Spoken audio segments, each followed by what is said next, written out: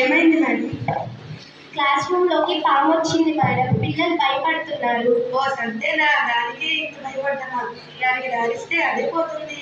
అయ్యో అలా అంటారేంటి మేడం? కాటేస్తే ఎంత ప్రమాదం. ఇదంతా కాదు, అదే చంపేస్తే పీడపోదు. అలా మాట్లాడుతున్నారేంటి మేడం? అది కూడా మనలాంటి ఒక జీవే కదా. ఒక జీవిని చంపడం ఎంత పాపం.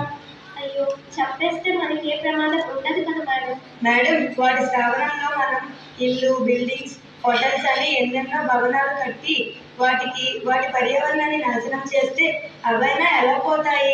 ఒక్కసారి ఎప్పుడైనా వాటి స్థానంలో మనం ఉంటే పరిస్థితి ఏంటో ఆలోచించారా? పర్యావరణాన్ని కాపాడి వాటికి ఒక చోటిస్తే అవి బతుకుతాయి, మనము బతుకుతాము. ఏ ప్రాణి కూడా మనల్ని కావాలని ఎప్పుడూ హాని కలిగించదు, వాటి సంరక్షణకి తప్ప.